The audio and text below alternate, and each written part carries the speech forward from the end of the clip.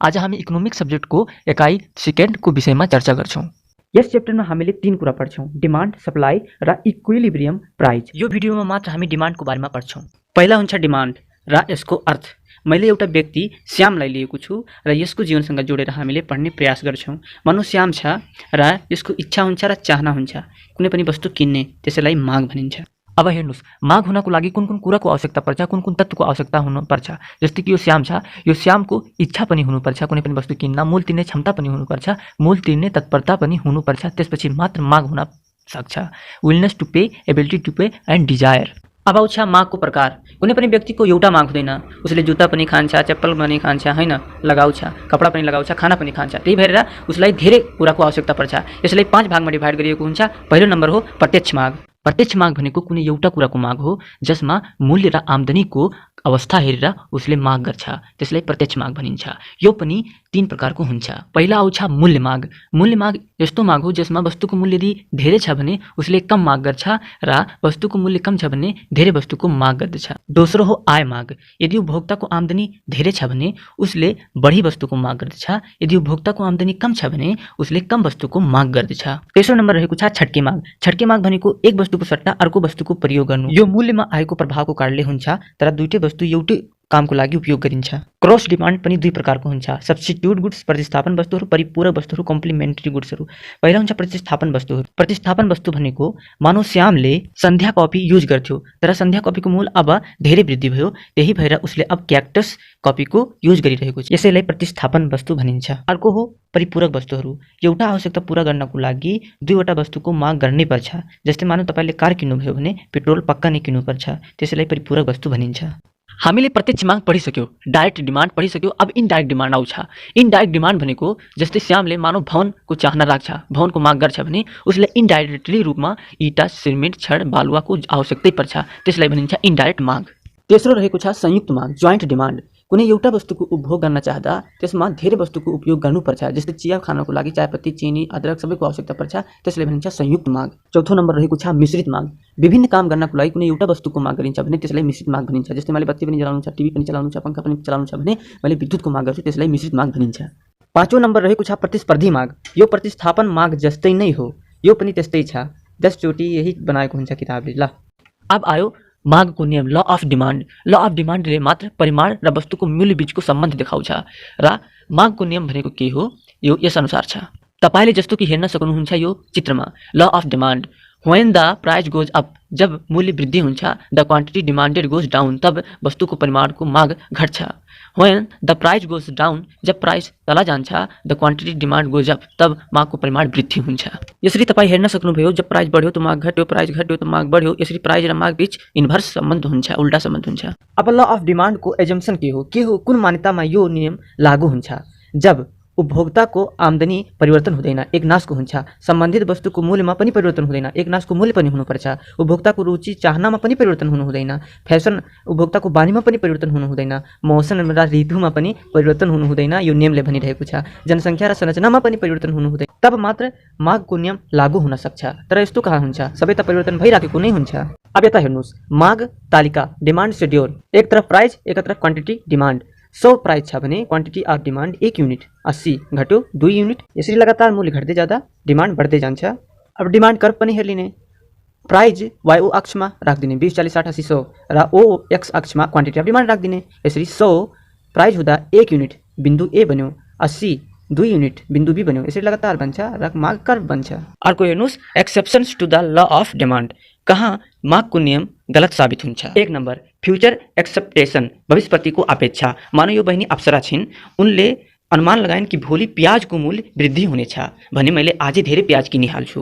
उनले प्याज आज धेरै किनिहालिन्, तर के पत्ता लाग्यो कि भोलि चाहिँ प्याजको मूल्य कम भयो, तर पनि उनले किन्दैनन् किनभने उनले आज धेरै किनिहालिन्। त्यही भएर यहाँ पनि मागको नियम लागू हुँदैन। 2 नम्बर, समृद्ध र मन्दी। यदि अर्थतन्त्र मजबुत छ, सबल छ भने रोजगारी धेरै हुन्छ र रोजगारी भएपछि मान्छेसँग पैसा हुन्छ र धेरै माग गर्छन्, मूल्य वृद्धि भए पनि। तर यदि अर्थतन्त्र कमजोर छ भने, मान्छेसँग रोजगार हुँदैन, पैसा हुँदैन भने उनीहरू मूल्य कम भए पनि वस्तुको माग कम गर्छन्। यसरी यहाँ पनि मागको नियम लागू भएन। Number 3, gifts. गिफेन वस्तुहरू के हुन् जस्तै पनि मागको नियमको उल्टा, यहाँ पनि मागको नियमको अपवाद भयो। नम्बर 4 उपभोक्ताको अज्ञानता। मानौ उपभोक्तालाई यो थाहा छैन कि बजारमा कुल मूल्यमा कुन वस्तु मिलिरहेको छ, यसरी बढेकै मूल्यमा उसले उपभोग गरिराखेको हुन्छ। यसरी उपभोक्ताको अज्ञानताको कारणले गर्दा पनि मागको नियम लागू हुँदैन। नम्बर 5 बहुमूल्य एवं सामाजिक प्रतिष्ठाका वस्तुहरू। हीरा मोती सोना चाँदी जस्ता सामाजिक प्रतिष्ठाका वस्तुहरूको मूल्य यदि बढ्यो भने त्यसको माग बढ्न सक्छ, यदि मूल्य घट्यो भने त्यसको माग घट्न पनि सक्छ। यसरी यहाँ पनि मागको नियम लागू हुँदैन। नम्बर 6 फेसन आदत रुचि मौसममा परिवर्तन। आजको जेनेरेसनको केटाहरू जति मूल्य भए पनि प्यान्ट कोट सर्ट उनीहरू किनिराखेको हुन्छन् फेसन बनाउनको लागि। अनि यदि चिसो भयो भने यसमा ज्याकेट अनिवार्य रूपमा किन्नुपर्छ, मूल्य जति भए पनि। यसरी मागको नियम यहाँ पनि लागू हुँदैन। नम्बर 7 अनिवार्य आवश्यकताका वस्तुहरू। यदि जस्तै खाद्यान्न वस्तुहरू छन्, नमक चामल आटा, यो सबै अनिवार्य वस्तु हुन्। त्यसको मूल्य जति वृद्धि भए पनि त्यसको खानै पर्छ, किन्नै पर्छ। यदि धेरै कम भयो भने त्यसमा आवश्यकता अनुसार नै किन्छौ, धेरै किन्दैनौ। यो सबै पोइन्टको अनुसार मागको नियमको अपवाद सिद्ध हुन्छ। अर्को पोइन्ट आउँछ व्यक्तिगत र बजार माग वक्ररेखाको व्युत्पत्ति, derivation of individual and market demand curve. यहाँ दुई कुरा छ, एउटा इन्डिभिजुअल यानी कि व्यक्तिगत माग वक्ररेखा र बजार माग वक्ररेखा मार्केट डिमान्ड कर्भ। त पहिलो व्यक्तिगत माग वक्ररेखाको व्युत्पत्ति कसरी हुन्छ? व्यक्तिगत माग वक्ररेखा भनेको नै कुनै एउटा व्यक्ति एउटा उपभोक्ताको मागलाई व्यक्तिगत माग भनिन्छ। अर्को शब्दमा कुनै निश्चित समय अवधिभित्र विभिन्न मूल्यमा एउटा उपभोक्ताले माग गरेको वस्तुको परिमाणलाई बुझाउँछ। अब आउँछ व्यक्तिगत माग तालिका, इन्डिभिजुअल डिमान्ड सेड्युल। यो व्यक्तिगत भएकोले यहाँ एउटा क्वान्टिटी डिमान्ड देखाइएको छ।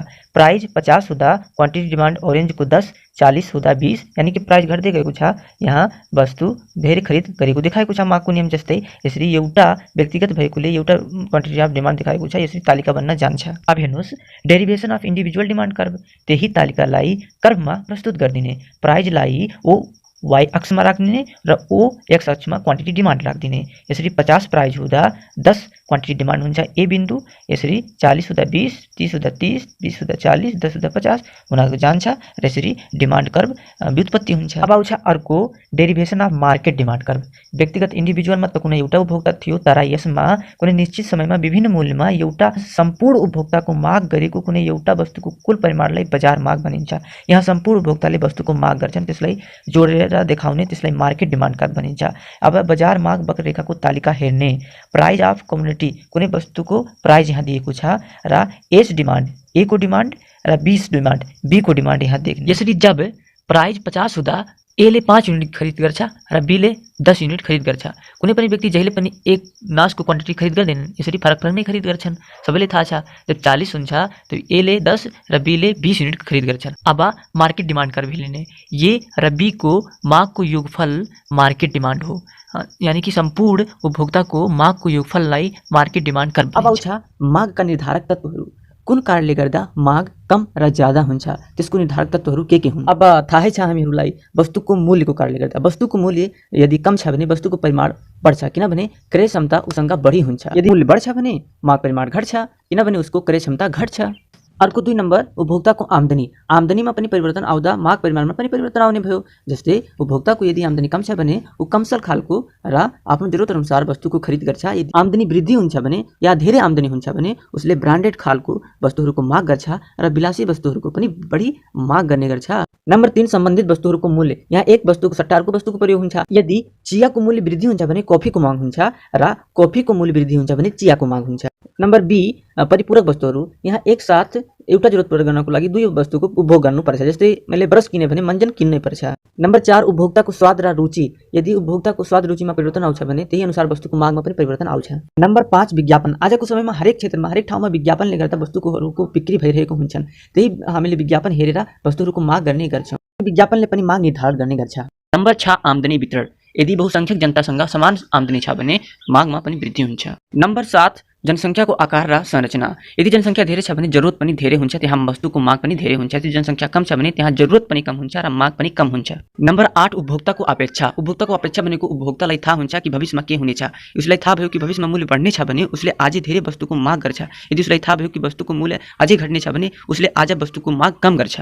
नंबर 9 किस्तामा सामानको उपलब्धता। यसले एउटा सुविधा दिन्छ, धेरै समय दिन्छ पैसालाई भर्ने, त्यही भएर वस्तुहरू धेरै डिमान्ड हुने गर्छन्। यस्ता एउटा सुविधा भएकोले गर्दा धेरै व्यक्तिहरू टेलिभिजन, कार, मोटरसाइकल त्यसैबाट किन्ने गरेका हुन्छन्। त्यो पनि मागका एउटा निर्धारक तत्व हो। नम्बर 10 हावापानी र मौसमले पनि मागले निर्धारण गर्छ। कसरी? यदि चिसो छ भने स्वेटर, ज्याकेट र कोटको आवश्यकता पर्छ। यदि गर्मी छ भने पेय पदार्थ, चिसो पेय पदार्थ, बरफको धेरै आवश्यकता पर्छ। यसरी यी तत्वहरूले मागलाई निर्धारित गर्ने गर्छ। अर्को टपिक माग फलन, डिमान्ड फंक्सन। अर्थशास्त्रमा यसलाई माग र त्यसलाई निर्धारित गर्ने तत्त्वहरू बीचको कार्यगत सम्बन्धलाई बुझिन्छ।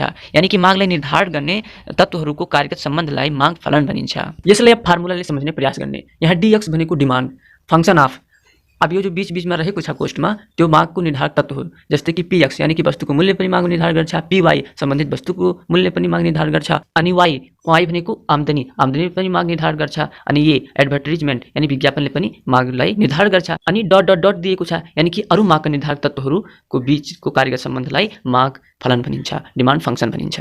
टाइप्स अफ डिमान्ड फंक्सन, माग फलनका प्रकारहरू दुई प्रकारको हुन्छ। रेखीय माग फलन, यसमा एउटा माग वक्ररेखाको झुकावको बिन्दु समान हुन्छ। अर्को रहेको छ नन लिनियर डिमान्ड फंक्सन। लिनियरमा डिमान्डका बिन्दुहरू समान हुन्छन् तर नन लिनियरमा त्यसको बिन्दुहरू गडियौला जस्तै हुन्छन्, यानी कि सम्पूर्ण बिन्दु फरक फरक हुन्छन्। अर्को topic movement along a demand curve and shift in demand curve. यो ध्यानपूर्वक सुन्नु होला, त्यसपछि मात्र बुझ्न सक्नुहुन्छ। यसमा दुई कुराहरू हुन्छन्, एउटा हो movement along a demand curve र एउटा हो शिफ्ट इन डिमान्ड कर्भ। हामी अघि पढिसक्यौं मागलाई निर्धारण गर्ने तत्त्वको बारेमा, जस्तो कि थियो मूल्य, आम्दानी, विज्ञापन, जनसङ्ख्या, स्वाद र रुचि, फ्यासन।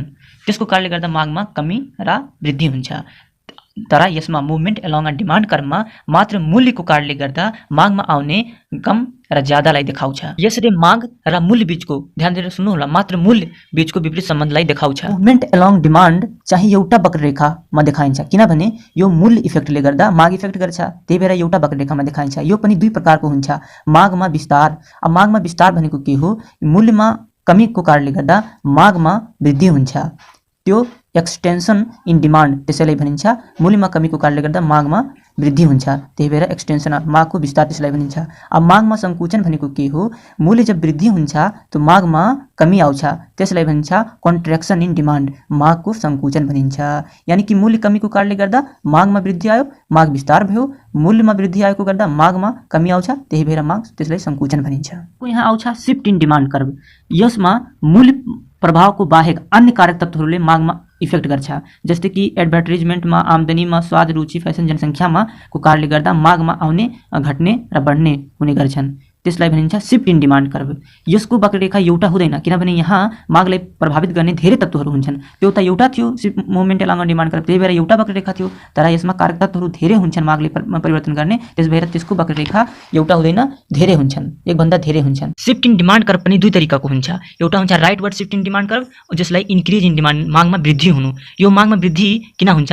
अन्य तत्त्वहरूमा अनुकूल परिवर्तन हुन्छ, यानी कि जनसङ्ख्यामा वृद्धि हुन्छ, आम्दानीमा वृद्धि हुन्छ, प्रतिस्थापक वस्तुको मूल्यमा वृद्धि हुन्छ, त्यही भएर गर्दा यो राइटवर्ड शिफ्ट हुन्छ, यानी कि यो रेखा माथि शिफ्ट हुन्छ, मागमा वृद्धि हुन्छ, राइटवर्ड शिफ्ट हुन्छ, किनभने अन्य तत्त्वहरूमा अनुकूल असर भएको छ। अनि दोस्रो हो leftward shift in demand curve, जसलाई डिक्रिज इन डिमान्ड भनिन्छ, मागमा कमी। यो चाहिँ अन्य तत्त्व, मूल्य बाहेक अन्य तत्त्वहरूमा प्रतिकूल यानी कि नराम्रो असर पर्छ, जुन कि हो आम्दानीमा कमी आउँछ, जनसङ्ख्यामा कमी आउँछ, प्रतिस्थापन वस्तुको मूल्यमा कमी आउँछ, त्यही भएर गर्दा यो लेफ्टवर्ड शिफ्ट हुन्छ, यानी कि मागमा पनि कमी आउँछ। अब हेर्नुस्, यहाँ एकचोटि फेरि माग वक्ररेखा स्थानान्तरण हुने कार्य दिएको छ, factor causing the shift in demand curve. अब हामीलाई थाहा छ मूल्य बाहेक अन्य तत्त्वले शिफ्ट इन डिमान्ड कर्भ ल्याउँछ, यानी कि leftward shift, rightward shift. Leftward भनेको डिक्रिज इन डिमान्ड, राइटवर्ड भनेको इन्क्रिज इन डिमान्ड। यो किन हुन्छ? उपभोक्ताको आम्दानीको कारणले गर्दा, सम्बन्धित वस्तुको मूल्यको कारणले गर्दा, जनसङ्ख्या, आकार, यसको बनोटको कारणले गर्दा, उपभोक्ताको स्वाद, रुचि भने फ्यासनको र विज्ञापनको कारणले गर्दा, आय वितरणको कारणले गर्दा, कर नीतिको कारणले गर्दा, उपभोक्ताको अपेक्षाको कारणले गर्दा। यसरी यी तत्त्वहरू बीचमा यदि अनुकूल असर छ भने राइटवर्ड शिफ्ट हुन्छ, प्रतिकूल असर छ भने लेफ्टवर्ड शिफ्ट हुन्छ। लास्ट टपिक व्यावसायिक निर्णयमा माग विश्लेषणको महत्त्व तथा प्रयोग। अब यसको माग विश्लेषणको के इम्पोर्टेन्स छ, के युजेस छ बिजनेस डिसिजन गर्नको लागि। अब हेर्नुस्, बिक्रीको पूर्वानुमान गर्न, कति बिक्री हुनेछ त्यो मागद्वारा नै निश्चित गरिन्छ, त्यसको मूल्य चाहिँ मागद्वारा नै निर्धारित गरिन्छ। बजारको निर्णय, बजारमा कुन खाले प्रोडक्ट्स लाउने त्यो मागद्वारा नै निर्धारित गरिन्छ, र माग कति छ बजारमा, त्यसको उत्पादन कति गर्नुपर्छ त्यो मागद्वारा नै निर्धारित हुन्छ, र बजारमा कति इन्भेस्टमेन्ट गर्ने वित्तीय निर्णय पनि त्यसैबाट नै हुने गरेको हुन्छ। यी पोइन्टहरूलाई रटेर हैन सम्झेर धारणामा ल्याएर याद गर्न सकिन्छ। यसरी हाम्रो डिमान्ड सक्यो। अब सप्लाई र इक्विलिब्रियम प्राइस चाहिँ नेक्स्ट भिडियोमा एक्सप्लेन गर्छौं। आजको लागि यति मात्र। Good bye.